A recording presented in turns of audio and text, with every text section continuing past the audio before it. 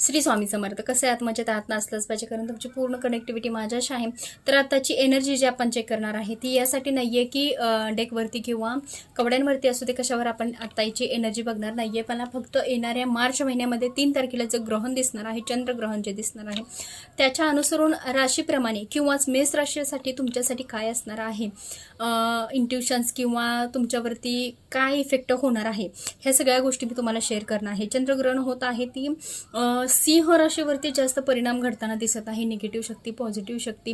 ह्या 8 दिवसांमध्ये जर जास्त काय घडणार असेल तर जास्तीत जास्त मला सिंह राशीवरती सांगावंसं वाटतं की त्या राशीसाठी खूप काही असं निगेटिव्ह शक्ती असतील तर ते जास्त तीव्रतेने होताना दिसत आहे. पण आपली जी आत्ताची रास सुरू आहे ती मेष राशीसाठी असणार आहे. मेष राशीसाठी तुमच्या आयुष्यामध्ये किंवा ह्या 8 दिवसांमध्ये चंद्रग्रहण जे आहे ते 3 तारखेला आहे. 3 तारखेच्या अगोदर 8 दिवसाचा जो काळ आहे त्या काळामध्ये जर काय तुम्हाला त्रास होत असेल तर नक्कीच मला तुम्हाला तो शेअर करायचा आहे. नक्कीच की मेष राशीसाठी जर काय बघायला गेलं मेष राशीसाठी तर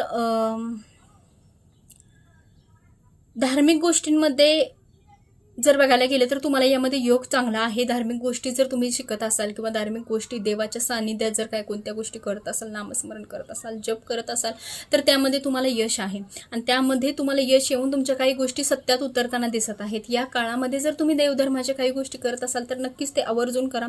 त्याचा लाभ तुम्हाला 50% तरी होईल. हे या 8 दिवसाचे काही ग्रहण आहेत, चंद्रग्रहणाचा कालावधी जो आहे त्यामध्ये तुम्हाला चांगला इफेक्ट मिळताना दिसत आहे.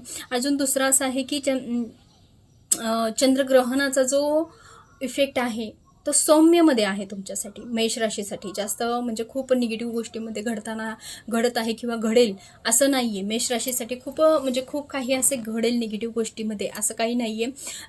नॅचरली आहे, पॉझिटिव्ह आहे तुमच्यासाठी. पण शक्यतो कुठे जास्त फिरायला जायचं नाहीये, महत्त्वाची कामं करायची नाहीयेत, पैसे असं मोठी इन्व्हेस्टमेंट काय असेल तर ते तुम्हाला करायचं नाहीये. श्री स्वामी समर्थ. अजून काही वाटलं तुम्हाला, महत्त्वाचं म्हणजे देवपूजा वगैरे जर तुम्हाला करायची असेल तर तुम्ही करू शकता, कारण धार्मिक ज्या गोष्टी आहेत, आध्यात्मिक ज्या गोष्टी आहेत त्या तुम्हाला आवर्जून करायच्या आहेत. आणि दुसरी गोष्ट म्हणजे चंद्रग्रहणाचा काळ संपल्यानंतर तुम्हाला दानधर्म सुद्धा करायचा आहे, ते सुद्धा तुमच्यासाठी खूप इफेक्टिव्ह राहणार आहे.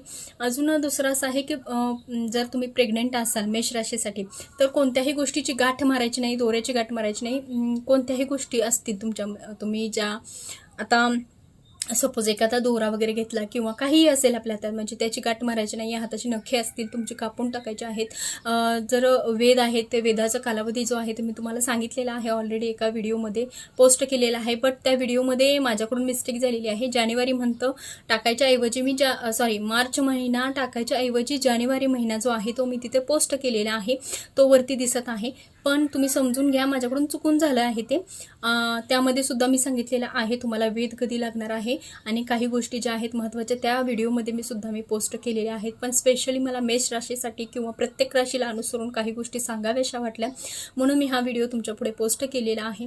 तर दुसरं असं आहे की वेद जो आहे तो तुम्हाला आवर्जून पाळायचा आहे. नखे कापायचे आहेत. कोणत्या म्हणजे दातवट्या आपण खातो त्या सुद्धा खायच्या नाही आहेत किंवा आपण एकमेकांवरती दात घासतो त्या गोष्टी सुद्धा तुम्हाला करायच्या नाही आहेत. मिस्टेक कोणत्या गोष्टीची करायची नाही आहे. केस बांधायचे नाही आहेत. गरोदर महिलांसाठी आहे, केस बांधायचे नाही आहेत, केस रिकामेच ठेवायचे आहेत. पूर्ण ग्रहण पाळायचे आहे. आणि हे आपण पायाच्या तिट्ट्या वगैरे घालतो ते सुद्धा घालायचं नाही. हे अशी बोठं जे आहे ते एकमेकावर ठेवतो हे सुद्धा ठेवायचं नाहीये. होता होईल तेवढं ग्रहण चांगलं पाळायचं आहे. हाताला पायाला असं घट्ट काही बांधायचं नाहीये. तसं असेल तर ते सोडून टाकायचं आहे तुम्हाला. ह्या अशा काही गोष्टी ज्या असतील किंवा काही अंगठी वगैरे जर असेल, फिट अंगाबरोबर जर असं टाईट काय असेल तर ते घालायचं नाहीये. आतली कपडे जर तुमचे असेल तर ते सुद्धा त्या दिवशी घालायचे नाहीयेत. फिट्ट शरीराला फिट्ट होईल. गर्भवती स्त्रियांच्यासाठी आहे. खूप काही महिलांच्यासाठी आवर्जून आहे की खूप काही महिला असं असतं की नवीन प्रेग्नेन्सी झाली म्हणजे आतली कपडे आपण वापरतो पण काही महिला वापरत नाही. पण त्यांच्यासाठी सुद्धा मी सांगत आहे की अशा काही गोष्टी या दिवशी वापरू नका, जेणेकरून तुमच्या शरीरावरती ते फिट्ट होईल, तुम्हाला त्रास होईल, जेणेकरून तुमच्या या चंद्रग्रहणाच्या काळामध्ये तुम्हाला त्याचा निगेटिव्ह गोष्टीचा काही त्रास होईल. ह्या सगळ्या गोष्टी तुम्हाला पाळायच्या आहेत. अजून जर काय माझ्याकडून सांगायचं राहिलं असेल तर नक्की तुम्ही कमेंट करून सांगा, कारण खूप साऱ्या महिलांना याचा फायदा व्हावा. दुसरं असं आहे की कात्रीनं कोणत्या गोष्टी कट करायच्या नाही आहेत. कोणत्याच गोष्टी कट करायच्या नाही आहेत किंवा हाताची बोटाची नखे असेल तर ते कापून टाकायचे आहे, जेणेकरून असं सुद्धा नख आपल्या शरीराला टच नाही झालं पाहिजे. कोणती इजा आपल्याला होईल याची काळजी घ्यायची आहे. नामस्मरण तुम्हाला या दिवशी किंवा ह्या ग्रहण ज्या दिवशी पाळणार आहे त्या दिवशी तुम्हाला ओम नमः शिवायचं नामस्मरण करायचं आहे, हा जप करायचा आहे. जेणेकरून तुम्ही तोंडाने नाही बोलू शकत असाल किंवा बसून तुम्हाला जमत नसेल तर तुम्ही मनातल्या मनात सुद्धा तुमचा ओम नमः शिवायचा जप चालू ठेवू शकता. श्री स्वामी समर्थ. एनर्जी कशी वाटली मला सांगायला विसरू नका. श्री स्वामी समर्थ.